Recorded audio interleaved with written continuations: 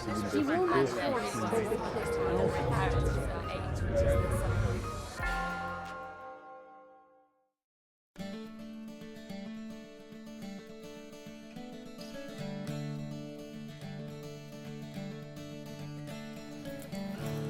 I wanted to come to Oxford for a long time.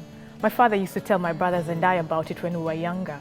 Studying at Oxford has been a very rewarding experience, and it has also been a big investment. There's many ways to get funding at Oxford. A lot of postgraduate students get fully funded with scholarships and awards.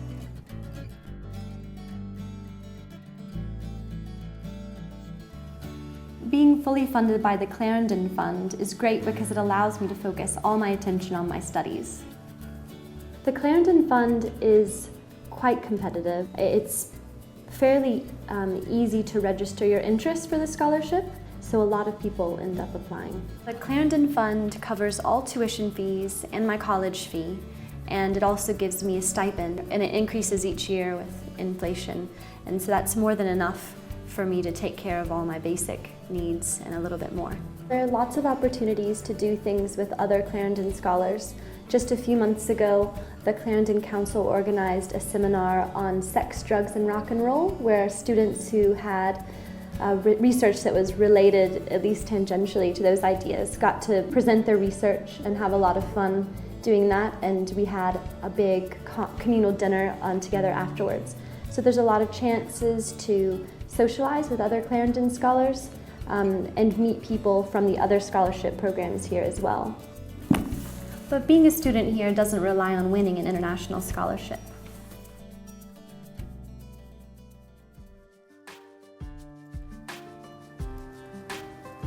When I decided to undertake graduate studies, I wasn't sure where my funding would come from, but NERC, a UK Research Council, completely funds my studentship.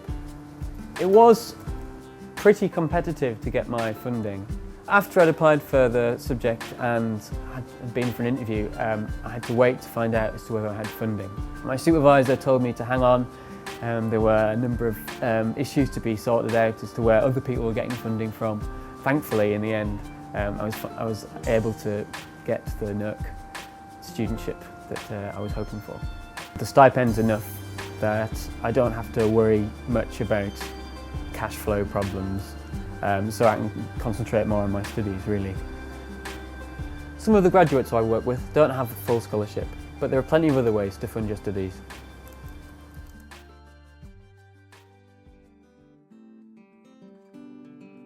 I was really passionate about the course here at Oxford, and so I decided that I wanted to come here no matter what. It was lucky for me that there were so many different sources of funding available. So I have funding from two sources which give me a partial scholarship, about 2/3. One of the sources is from the university. It's the Peirianneg Scholarship, which is for Scottish students who were educated not at Oxford in their first degree, but then came to Oxford and wouldn't have been able to afford to come otherwise. So thankfully I kind of fitted those three criteria. And the other scholarship's a college one, the William R. Miller Award, which gives me a free college room. So that, between them, they pay for my fees and my accommodation, and that means that my living costs I pay for out of my own savings, and my parents help me out a little bit. So even if you don't get a full package of funding from the Arts and Humanities Research Council, which I didn't get, for example, there are lots of little sources from the university, from the college, that mean that you can still build up a little package of scholarships and still enable you to come. I had no idea of how I was going to afford studying at Oxford, but I was fortunate to get the Rhodes Scholarship, which covers the cost of my study. In Kenya, they advertise the Rhodes Scholarship on the newspapers every year. What you do is that you get recommendations, you write a statement of purpose, explaining what you want to do and why, and then there's a shortlisting process, after which comes an evening where everyone meets at the British High Commissioner's just informally, and then the next day is the interview. So after the interview is when you get told if you've been taken or not.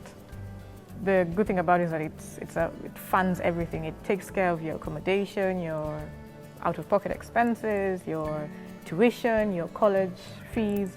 And so the good thing about it is that it leaves you free to just concentrate on your study, concentrate on what you're doing, and you don't have to worry about looking for part-time jobs, part-time work, because doing part-time work at Oxford is a bit hard, given the schedule, the class schedules and the lecture schedules. So they do cover everything, and that makes it a lot easier for us. There are many opportunities to fund your study at Oxford. Take the time to look into them.